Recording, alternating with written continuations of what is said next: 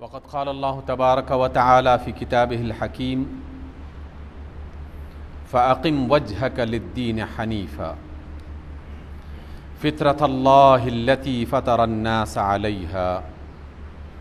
لا تبديل لخلق الله ذلك الدين القيم ولكن أكثر الناس لا يعلمون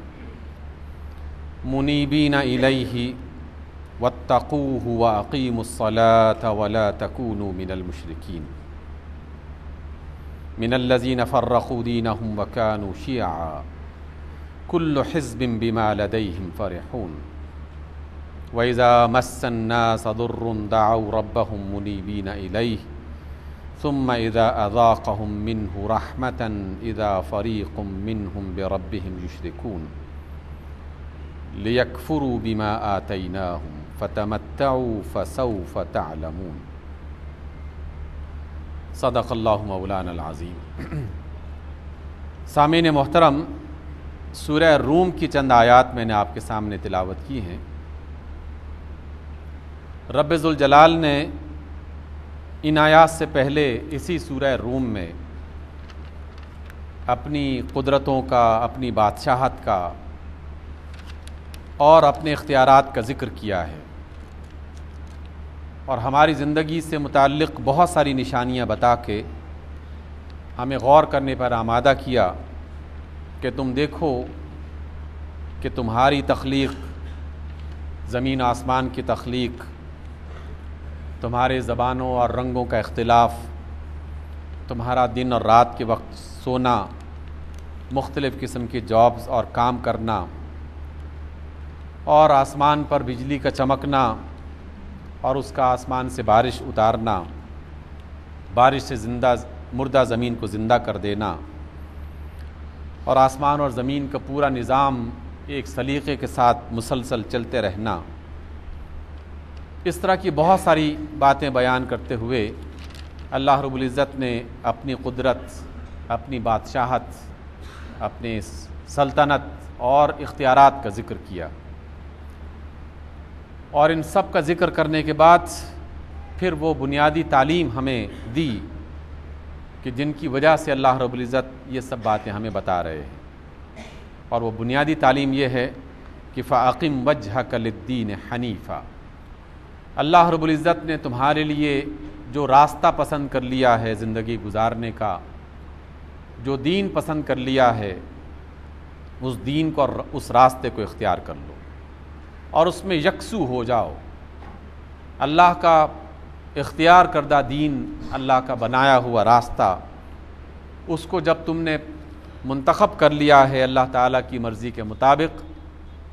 تو پھر اس میں یکسو ہو جاؤ، کسی اور کی طرف توجہ مت کرو، اپنے دل میں کسی قسم کا شک اور شبہ پیدا مت کرو، اور پھر جو دین اسلام یا دین فطرت یا دین حنیف جس کا ذکر کیا ہے اللہ رب العزت نے ان آیات میں، اس کے ساتھ ہی ایک اور بڑی حکمت کی طرف اشارہ فرمایا کہ فطرت اللہ التی فطر الناس علیہا، دین اسلام ایک ایسا دین ہے جس پر اللہ رب العزت نے انسانوں کو تخلیق کیا ہے، انسانوں کی فطرت بنائی ہے، کائنات کی فطرت بھی اسی دین اسلام کے مطابق ہے، اور انسان کی تخلیق جس فطرت کی بنیاد پر رکھی گئی ہے وہ بھی دین اسلام پر قائم اور دائم ہے۔ لا تبدیل لخلق اللہ، اللہ کی خلق کو تبدیل نہیں کیا جا سکتا اور نہیں کیا جانا چاہیے۔ دین اسلام اللہ کا فطری نظام ہے، اور اللہ رب العزت نے انسانوں کو دین فطرت پر پیدا کیا ہے۔ اس حوالے سے دو تین باتیں ہمیں اچھی طرح سمجھ لینی چاہیے۔ پہلی بات یہ کہ دنیا میں انسانی نسلوں میں جتنے بھی بچے پیدا ہوتے ہیں، چاہے وہ بچے کسی مسلم کے گھر میں پیدا ہوں، کسی عیسائی، یہودی اور ہندو کے گھر میں پیدا ہوں، کسی بدھ اور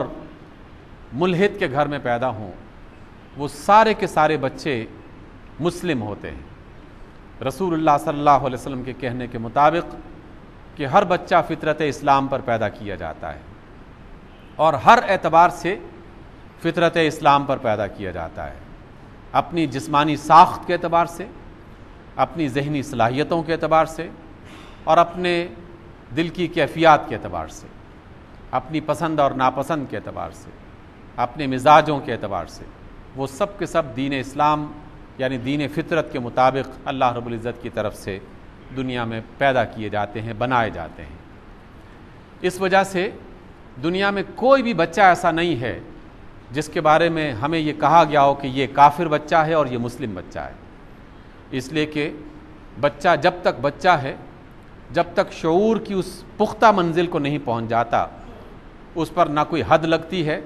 اور نہ ہی اس کے بارے میں کفر اور اسلام کا کوئی فتویٰ دیا جاتا ہے۔ وہ نماز پڑھتا ہے یا نہیں پڑھتا، وہ زکوٰۃ دیتا ہے یا نہیں دیتا،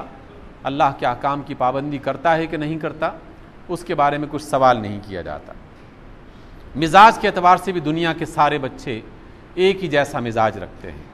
چاہے ان کا تعلق کسی بھی نسل، کسی بھی گروہ، کسی بھی قبیلے اور کسی بھی رنگ و زبان سے ہو۔ بچوں کو جہاں بھی موقع ملے گا وہ اپنی ہی تخلیق کردہ اللہ رب العزت کی طرف سے جو تخلیق کردہ فطرت ہے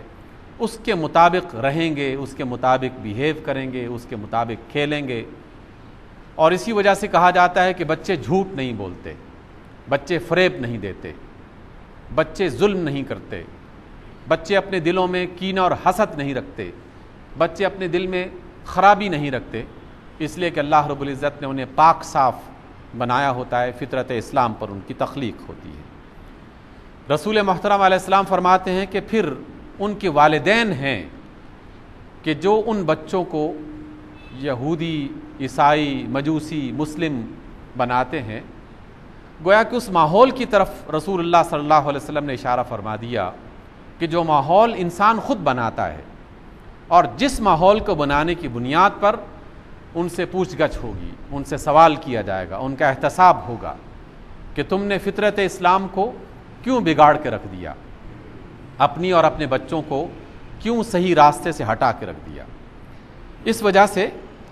جو بچوں کا دین فطرت ہے، جو بچوں کی تخلیق فطرت ہے، وہی فطرت ہمیں کائنات میں بھی کئی مقامات پہ آپ کو دکھائی دیتی ہے۔ بس ذرا سا غور کر لیا جائے تو دیکھنے والی آنکھ کو سب کچھ دکھائی دیتا ہے، اور دیکھنے والی آنکھ انسان کی پیشانی کے نیچے نہیں ہوتی، بلکہ دیکھنے والی آنکھ انسان کے سینے کے اندر محفوظ ہوتی ہے۔ یہی بات اللہ نے اپنی کتاب حکیم میں فرمائی ہے کہ انما لا تعمى الابصار ولكن تعمى القلوب التي في الصدور۔ آنکھیں اندھے نہیں ہوا کرتی بلکہ دل اندھے ہوا کرتے ہیں جو سینوں کے اندر مستور ہیں۔ اس لیے دیکھنے والی آنکھ دیکھنا چاہے تو ہر جگہ دین اسلام کی فطرت اور بچوں کی فطرت اور اللہ تعالیٰ کی بنائی ہوئی کائنات کی فطرت اسے نظر آ جائے گی کہ سب میں آپ کو ایک یکسانیت دکھائی دے گی۔ کالے گورے، غریب امیر، کسی بھی قسم کے بچوں کو جمع کر دیا جائے تو آپ کو کسی باغیچے میں، کسی گھر کے صحن میں، کسی میدان میں کھیلنے والے بچوں میں کوئی فرق محسوس نہیں ہوگا، اور کوئی بچہ جو واقعی اگر بچہ ہے تو دوسرے بچے کے بارے میں وہ اس طرح کے خیالات، سوائے اس کے کہ وہ خیال جو اس کے والدین نے کسی کے ذہن میں ڈال دیا ہے، وہ اپنے درمیان میں فرق نہیں رکھے گا۔ چند لمحوں کے بعد ہی سب کے سب، جس نے اچھے کپڑے پہنے اور جس نے معمولی سے کپڑے پہنے ہیں، ایک ہی جگہ پر ایک ہی طرح کے معاملات کرنا شروع کر دیتے ہیں، ایک ہی انداز میں لڑتے ہیں، ایک ہی انداز میں خوش ہوتے ہیں، ایک ہی انداز میں کھیلتے ہیں اور ایک ہی طرح سے بیہیو کر رہے ہوتے ہیں۔ غور کیجئے تو یہی بات آپ کو اللہ کی کائنات میں بھی دکھائی دیتی ہے۔ اللہ کی کائنات نے یہ ہمیں سوچنے پر آمادہ کیا ہے، اور قرآن مجید کی آیات میں ان باتوں کو بھر دیا ہے کہ تم ان آیات پر غور کرو اور اللہ کی کائنات میں اس کی آیات پر غور کرو۔ ابھی چند روز پہلے کتنی شدید گرمی تھی، سورج نے جھلسا کے رکھ دیا تھا اور سب کو کمروں میں بند ہونے پر مجبور کر دیا تھا۔ اللہ تعالیٰ کی طرف سے سورج کی گرمی جب برسی ہے اور اس نے غیظ و غضب سے جب دیکھا ہے، تو کیا اس سورج کی تپش اور حرارت نے امیر غریب میں، چھوٹے بڑے میں، کالے گورے میں، مسلم غیر مسلم میں فرق کیا ہے؟